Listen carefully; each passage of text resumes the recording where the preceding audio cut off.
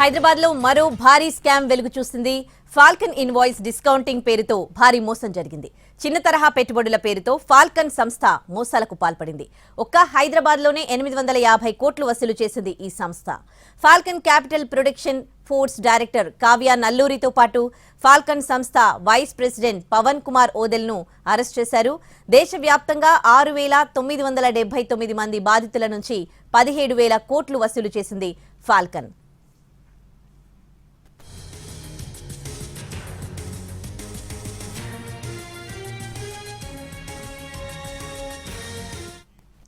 హైదరాబాద్ లో మరో భారీ స్కామ్ వెలుగు చూసింది. ఫాల్కన్ ఇన్వాయిస్ డిస్కౌంటింగ్ పేరుతో భారీ మోసం జరిగింది. చాలా మంది మోసపోయారు. దాదాపు 7,000 మంది వరకు కూడా మోసపోయారు. కొన్ని కోట్లలో మోసం చేసింది ఈ సంస్థ.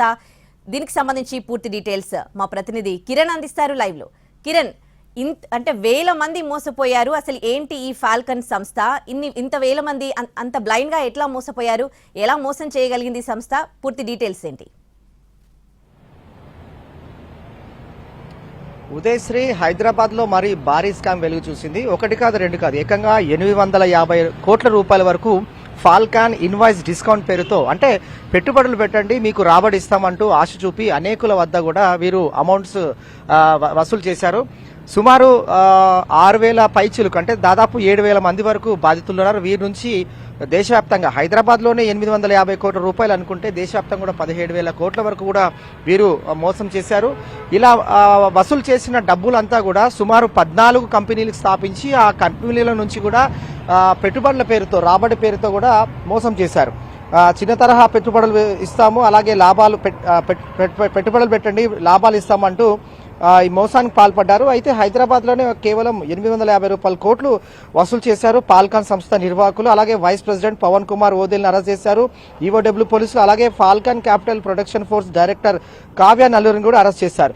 చిన్న మొత్తాలు పెట్టుబడుల పేరుతో సుమారు దేశవ్యాప్తంగా కూడా 1,700 కోట్ల రూపాయల వరకు కూడా మోసం జరిగినట్లుగా పోలీసుల దృష్టికి వచ్చింది. కంప్లైంట్స్ అందాయి. సో పోలీసులు కేసు నమోదు చేసి దర్యాప్తు చేసి ఇద్దరు ఎవరైతే నిర్వాహకులు ఉన్నారో వారిని అదుపులోకి తీసుకున్నారు. సో ఫాల్కాన్ కు అనుగుణంగా 14 సంస్థలు ఏర్పాటు చేసినప్పుడు ఈ అంతా కూడా డబ్బులన్నింటినీ కూడా కంపెనీలోకి వీరు ట్రాన్స్ఫర్ చేశారు. అంటే coin trade, crypto currency, blue life international, India okay resorts, prestige, Falcon international, RDB rate, MBR, capital textile, Gopal, ఇట్లా అనేక సంస్థల పేరుతో వీరు వసూలు చేశారు. వసూలు పేరుతో కూడా వారు వీరికి రాబడి ఆశ చూపించారు. మొదట కొంత డబ్బులు ఇవ్వడం, ఆ తర్వాత పెద్ద ఎత్తున కూడా ఇన్వెస్ట్మెంట్ పెట్టిన తర్వాత కంపెనీ పేరు బోర్డు కూడా తిప్పేయడం కావచ్చు. ఇదంతా కూడా ఫాల్కాన్ సంస్థ పైన పోలీసులకు సమాచారం అందడంతో ఈఓడబ్ల్యూ పోలీసులు సమగ్రంగా దర్యాప్తు చేశారు.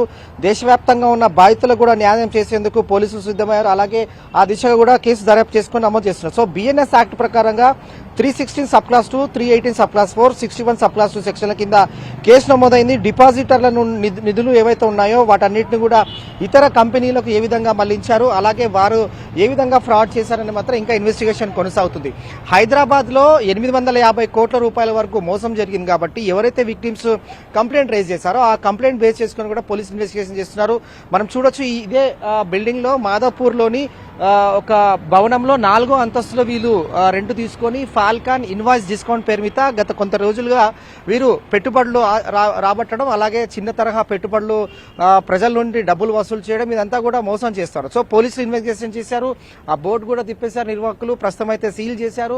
ఇన్వెస్టిగేషన్ అయితే కొనసాగుతుంది. ఒకటి కాదు రెండు కాదు, ఏకంగా హైదరాబాద్ లోనే చూసుకుంటే 850 కోట్ల రూపాయలు ఫ్రాడ్ జరిగింది. అలాగే దేశవ్యాప్తంగా కూడా 6,000 పైచీలకు, అంటే దాదాపు 7,000 మంది బాధితుల నుండి 1,700 కోట్ల రూపాయల వరకు వీరు మోసం పాల్పడ్డారు. వీరంతా కూడా పెట్టుబడులు పెట్టండి మేము రాబడి ఇస్తాము, ఇన్వెస్ట్మెంట్స్ అంటే ఇంట్రెస్ట్ ఇస్తామంటూ కూడా అన్ని చిన్న చిన్న తరహా కంపెనీలకు సంబంధించి కూడా వాళ్ళు ఇన్వెస్ట్మెంట్ పెట్టించి వారిని దారుణంగా మోసం చేయడం కావచ్చు. వారందరూ కూడా ఈఓడబ్ల్యూ పోలీసులకు, సైబరాబాద్ పోలీసులకు కంప్లైంట్ చేశారు. సో ప్రస్తుతం అయితే ఇన్వెస్టిగేషన్ కొనసాగుతుంది. ఇందులో ఎవరెవరు కంపెనీ డైరెక్టర్ ఉన్నారు, అలాగే బోర్డు మెంబర్లు ఏ విధంగా ఉన్నారు, ఇది ఏ విధంగా కంపెనీ ఇన్వెస్ట్మెంట్ పేరుతో రాబడి ఇస్తామంటూ ఏ విధంగా ఫ్రాడ్ చేశారు, ఇదంతా కూడా ఇన్వెస్టిగేషన్ కొనసాగుతుంది.